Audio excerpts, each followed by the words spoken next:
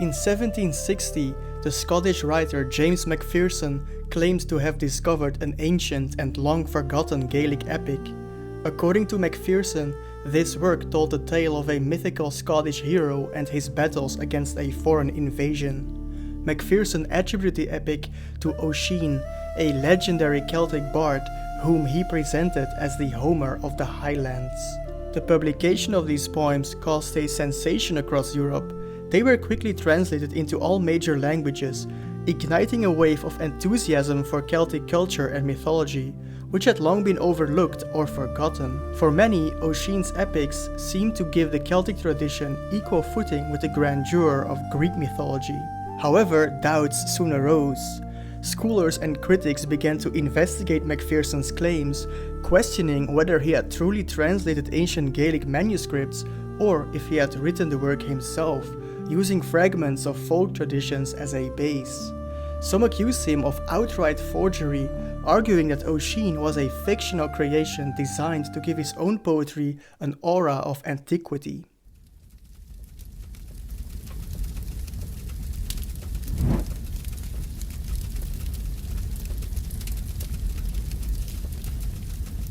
Hello everyone, welcome back to the Litcenter channel. My name is Finn, and in this video we are going to talk about the legendary Celtic figure of Ossian. We do not have much time today, so let's get started right away. James Macpherson was born in 1736 in Ruthven in the Scottish Highlands. He grew up speaking Gaelic, but he was also educated in English, which gave him access to the wider literary world. After studying at universities in Aberdeen and Edinburgh, he began working as a teacher and later as a writer.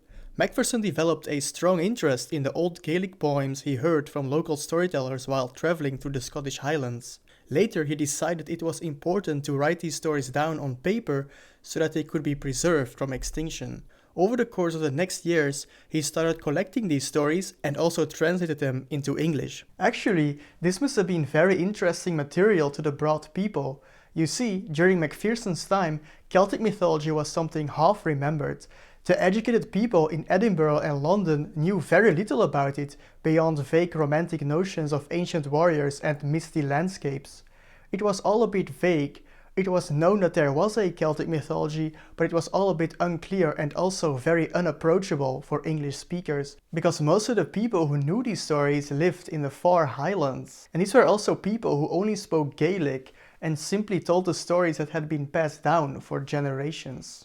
Celtic mythology itself was a rich and varied tradition, stretching back to pre-Christian times. It told of heroes like Fionn, Cumhaill and Cú Chulainn, of tragic lovers, magical beasts and otherworldly realms where gods and mortals crossed paths.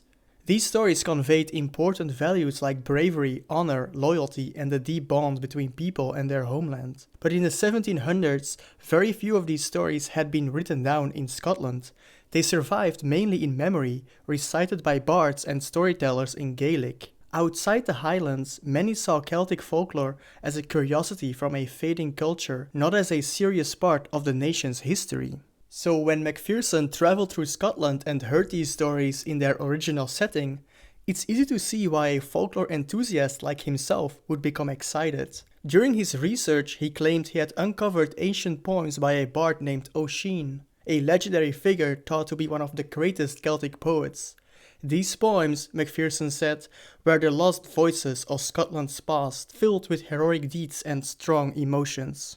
He decided to translate Ossian's work into English and publish it in different episodes, starting with fragments of ancient poetry in 1760 and later the full Ossian epics containing all the stories of the misty figure Ossian. The success of these stories was immediate and widespread. Readers from across Europe were captivated by the powerful, emotional storytelling and the sense of ancient mystery that surrounded the poems. The epic's melancholic heroes and sweeping landscapes struck a chord during a time when many were searching for national identity and cultural pride. Even Napoleon Bonaparte reportedly kept a copy with him during his campaigns. Artists, poets and composers found inspiration in Ossian's tales, from romantic writers like Goethe and Byron to painters who sought to capture the wild beauty of the Highlands. The work's themes of loneliness, longing and heroic struggle perfectly matched the values of the emerging Romantic movement, which celebrated emotion, nature, and the power of the past. During this time, Macpherson's Ossian was often compared to Homer's ancient Greek epics, because just like the Iliad and the Odyssey, this story shaped ideas of heroism and culture in the classical world. Ossian was seen as a similarly foundational work for the Celtic past, offering a heroic narrative that many felt Scotland and Europe had been missing. Ossian became more than just poetry, it was a symbol of a lost world brought back to life, shaping how people imagined Celtic culture for generations and helping to define the spirit of Romanticism itself. But alongside its popularity, Ossian sparked intense debate. Many scholars and critics questioned whether Macpherson's poems were truly ancient or if he had invented large parts of them himself.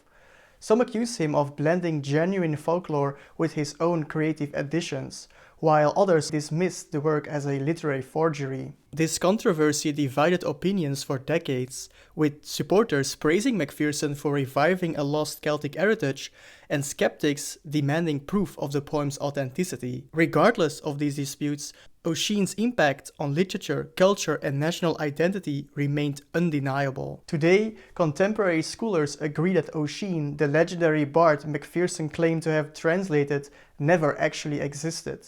Instead, Ossian is understood as a creative blend of real Gaelic folklore and Macpherson's own imagination.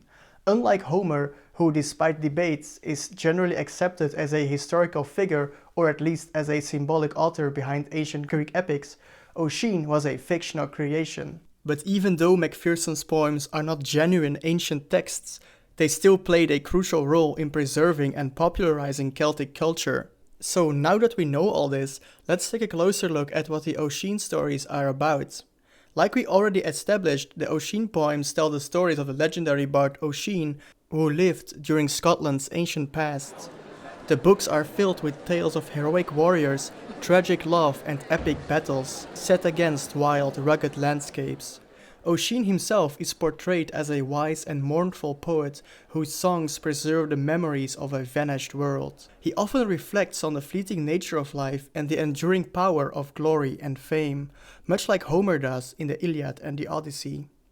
The inspiration for the character Ossian comes from a real figure in Gaelic tradition, named Ossian, a poet and warrior from Irish mythology.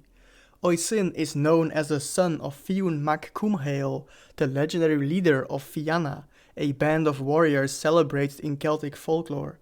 Macpherson adapted this figure and his stories, blending them with various Gaelic legends and his own imagination, to ultimately create the epic figure of Ossian.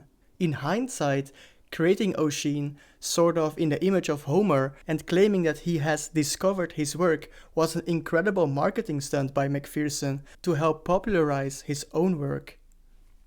One of the most famous stories of Ossian is a tragic tale of Carton and Malvina. Carton is a brave and noble warrior, deeply in love with Malvina, a woman of great beauty and kindness. But their love exists in a world torn apart by war. As Carton leaves for battle, Malvina is left waiting, her heart heavy with sorrow.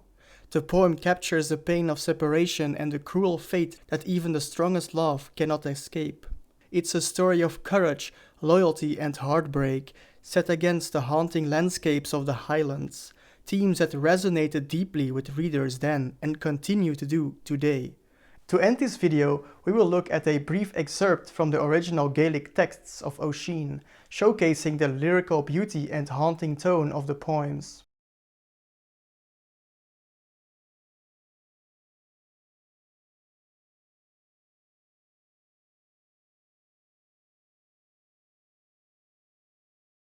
This glimpse into the original language highlights the musicality and emotional depth that made Ossian so captivating, even as questions about its authenticity linger. So that's it for this video. I hope you enjoyed it and have learned something new and interesting, and I will see you next time.